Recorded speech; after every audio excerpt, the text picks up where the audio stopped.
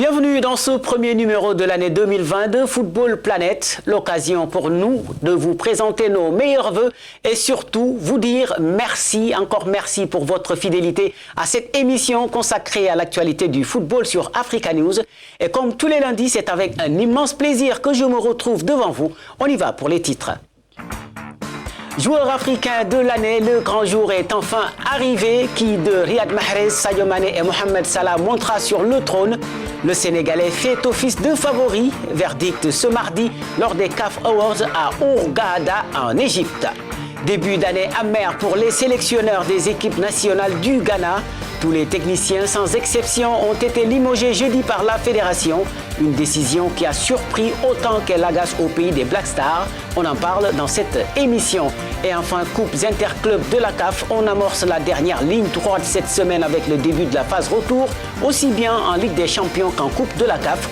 On pourrait d'ailleurs connaître les premiers qualifiés pour les quarts de finale. On y revient en détail tout à l'heure. Ils ont marqué l'année 2019 de leur empreinte et par leur talent exceptionnel. Le moment est donc venu pour l'Afrique de les honorer. Mais qui de Riyad Mahrez, Sadio Mané et Mohamed Salah remportera le Graal? Réponse ce mardi dans la station balnéaire de Hurghada en Égypte où sera dévoilé le nom du footballeur africain de l'année lors des CAF Awards. Et quel que soit le vainqueur, il aura amplement mérité son titre comme nous l'expliquent Serge Mankunkombo et Ronald Louerekato. Il aurait été le grand artisan du sacre de l'Algérie en Coupe d'Afrique des Nations. Riyad Mahrez a profité du rendez-vous égyptien pour se remettre sous le feu des projecteurs après une saison 2018-2019 en demi-teinte en club. Vainqueur d'un triplé historique en Angleterre avec Manchester City, l'Algérien ne manque pas d'arguments pour espérer un second sacre de footballeur africain de l'année après 2017. Mais serait suffisant pour coiffer au poteau le grandissime favori au titre, le Sénégalais Sadio Mané, dont l'attaquant de Liverpool a été sublime tout au long de l'année 2019. Finaliste de la CAN, meilleur buteur du championnat anglais, vainqueur de la Ligue des Champions, de la Super Coupe d'Europe et du Mondial des clubs, le Lion de la Teranga n'a jamais été aussi proche d'un sacre après 2 échecs successifs devant son coéquipier à Liverpool, Mohamed Salah. L'Égyptien qui pourrait se faire chipper son bien chez lui malgré une très bonne saison avec les Reds. En effet, s'il présente les mêmes statistiques que son partenaire sénégalais, le Pharaon aura été surtout handicapé par sa décevante Coupe d'Afrique des Nations. L'élimination en 8e de finale à domicile pourrait donc lui coûter sa couronne.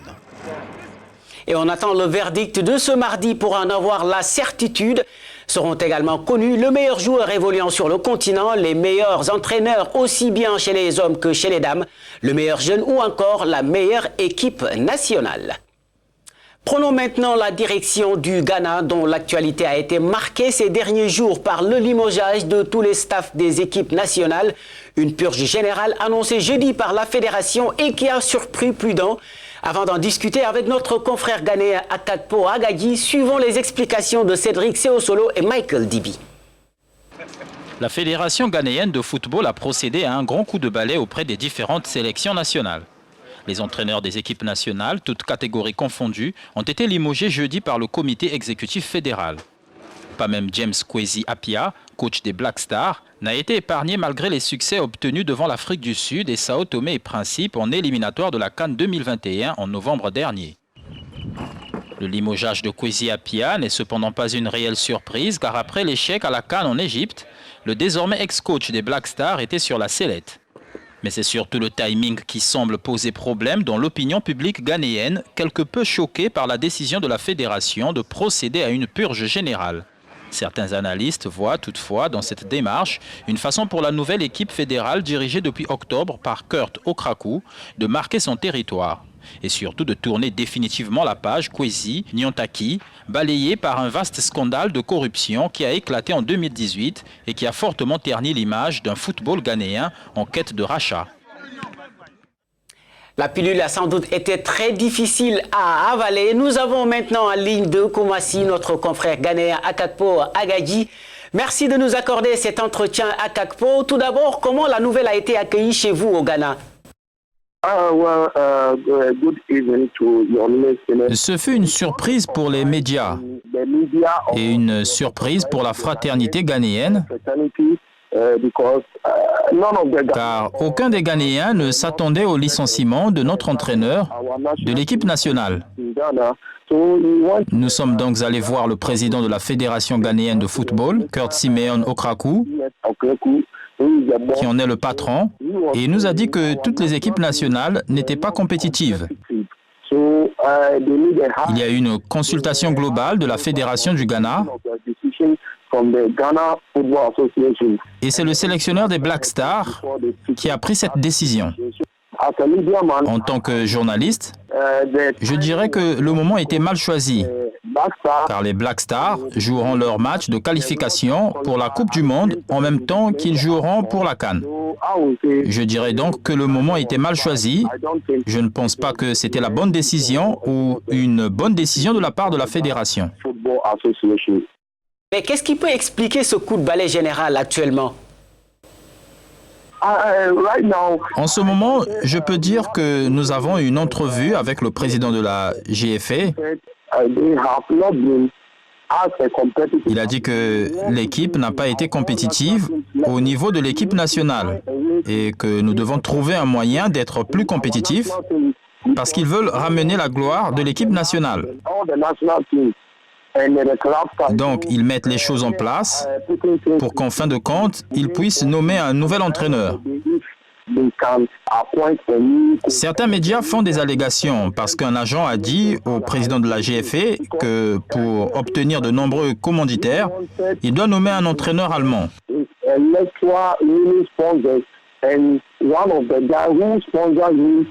ministère de la Jeunesse et des Sports a donc dit à la Fédération ghanéenne de football de ne pas nommer un entraîneur blanc.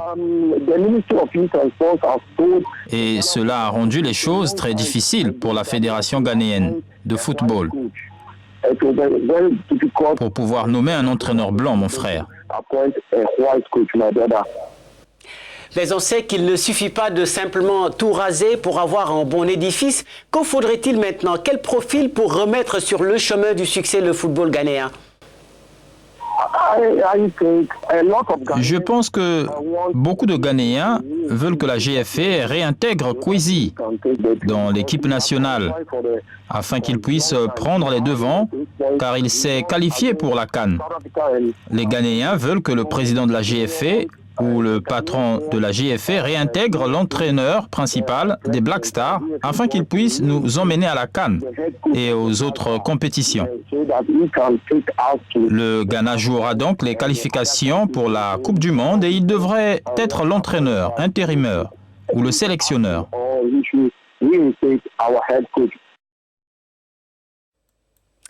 Merci beaucoup Akakpo et à très bientôt sur Africa News.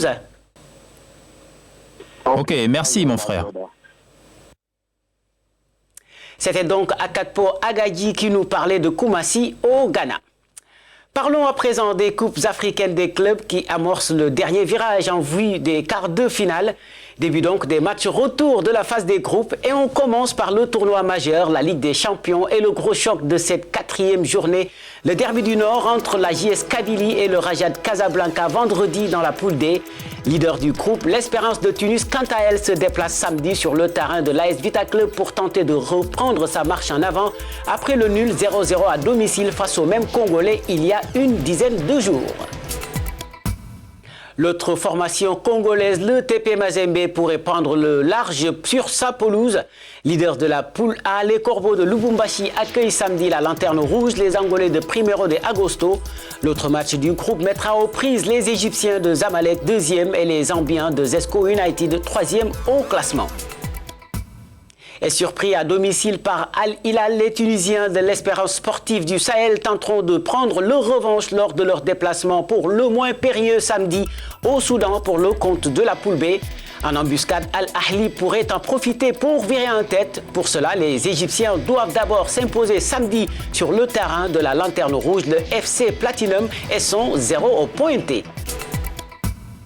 Et on termine enfin avec le choc du groupe C entre les Mamelodi Sundowns et l'USM Alger samedi.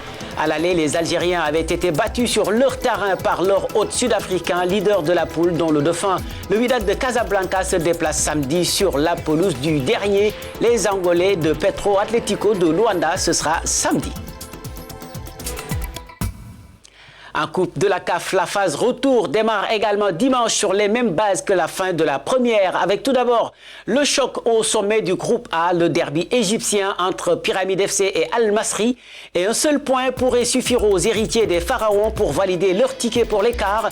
Pour ce faire, il faudra qu'il n'y ait pas de vainqueur entre les Nigérians d'Enugu Rangers et les Mauritaniens du Nouadhibou FC en quête de relance dans ce groupe.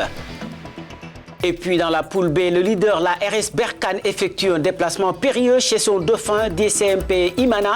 Balayé 3-0 à l'aller, les Congolais essaieront de relancer leur machine. Ce sera également l'objectif dans l'autre affiche du groupe entre les Zambiens de Zanaco et les Béninois de Lezaé qui nourrissent l'espoir d'enregistrer enfin leur premier succès dans cette Coupe de la CAF. Et cette quatrième journée sera aussi marquée dans le groupe C par le prometteur derby ouest-africain entre les Maliens du Djoliba AC et Oroya AC après le court succès des Guinéens à l'aller à Conakry. L'autre match de la poule opposera les Libyens d'Al Nasr Benghazi, troisième aux Sud-Africains de Bidvest West, dernier de la poule. Et on termine enfin par le groupe D et le duel des extrêmes entre le leader Hassania Agadir et la lanterne rouge San Pedro. Les Marocains qui peuvent également se qualifier en cas de victoire devant les Ivoiriens, combiné à une défaite des Nigérians d'Enyimba qui reçoivent les Algériens de Parado AC, deuxième de cette poule. Et c'est sur cet élément qu'on se quitte. Vous pouvez retrouver cette émission et bien d'autres informations sur notre site web www.africanews.com. Philemon Ballet sera là la semaine prochaine pour vous présenter Football Planet. Quant à moi, je vous donne rendez-vous dans un mois, vacances oblige. D'ici là, restez connectés sur votre chaîne panafricaine Africa News. Au revoir.